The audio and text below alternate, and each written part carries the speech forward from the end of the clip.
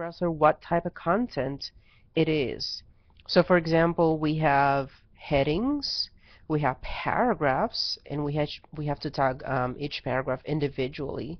We have links, we have lists of items, we have different levels of headings. If you notice, this one is a subheading of the first one. And then we also have images. So we also tag images. The first type of content that we're going to look at is the headings. And the heading tags are basically used in hierarchical order. They are not in the order of appearance on the page. And all main headings on the page should be tagged with H1, and then subheadings from for main headings are tagged H2, and then so on and so forth. And there are only 6 levels of headings defined in HTML, and they are H1, H2, 3, 4, 5, and 6. Now if we look at our the outline for our curriculum webs, we notice that we have 2 main sections on the curriculum web. One is the teaching guide, the other one is the web quest. So those would be our 2 bigger headings on the pages, and those would correspond to the heading 1.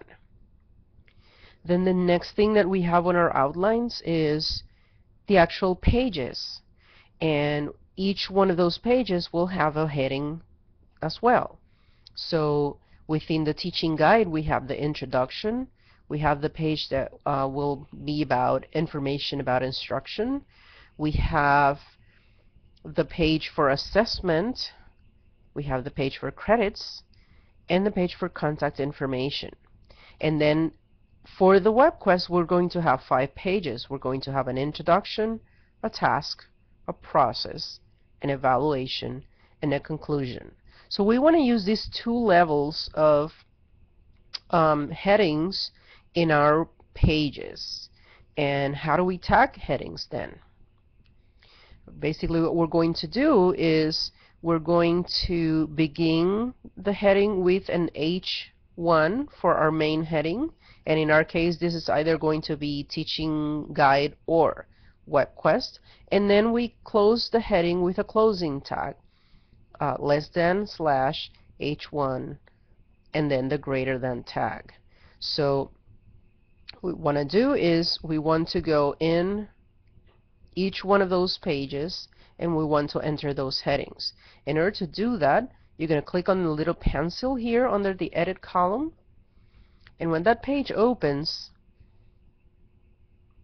you want to look for the body tag, because right now we're tagging the content that is visible on the page, and all of it goes inside the body tag.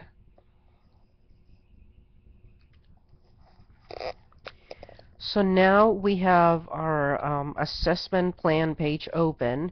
Notice that the title says Designing Curriculum Webs, which is the title of my curriculum web, teaching guide, because I am on this teaching guide section, and then assessment, because this is the particular page. And I'm going to look for that body tag. Now notice that there's one more thing that we did not include when we were doing our coding, and it is this script over here, this long tag. This is the bar that will appear at the bottom of every page, and this is just basically because we're using a free service from Webs. So you don't have to worry about that. You're going to look at that body tag, and you're going to click to the right of it, and you're going to press enter. And what I'd like you to do is you indent the code, and I'm using 6 spaces here because we're going to start coding our headings. So my very first heading, the most important one on a page, will be the H1, and in our case the H1 will be repeated across a number of pages because we are going to be coding our teaching guide as the heading 1 in all teaching guide pages, and web quest as the heading 1 in all our web quest pages. So I've used H1 to code teaching guide, and then I'm going to go ahead and indent the code with 6 more spaces, and use H2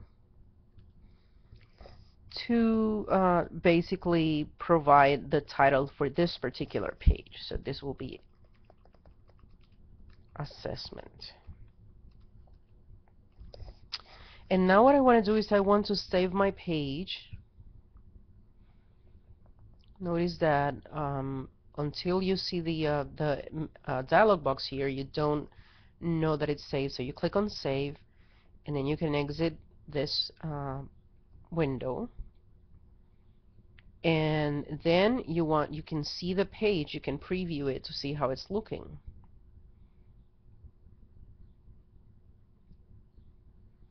And now what we see is, first of all, the title on the title bar is what we had decided it would be. And then we have the teaching guide, which is the main heading on the page. And the first subheading, which is assessment. It will be the name of the page. So what I would like you to do is, I would like you to open each and every one of the other pages. Make sure that you know which section of the website you're talking about. And you're going to add that heading 1 and heading 2. So for example, when I go to conclusion, I identify where the body tag is, the opening body tag. I click on it, and then I hit enter. I enter 6 spaces, and then I type my first heading, which is heading 1. Because this page here is part of the web quest, I'm just going to go ahead and enter web quest as my heading 1 here. And right now I'm going down in alphabetical order, so that's why I have to make sure that you know, when I open a page, whether it belongs to the teaching guide or to the web quest. So I'm going to hit enter, and then I do my next title, which is a subheading of web quest, and in this case it's the conclusion.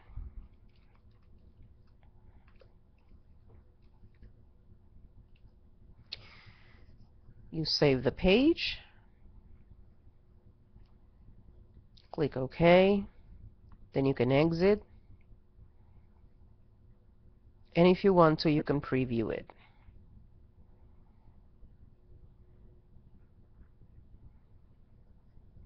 And that's how we're going to keep on coding our main headings and subheadings on these pages throughout.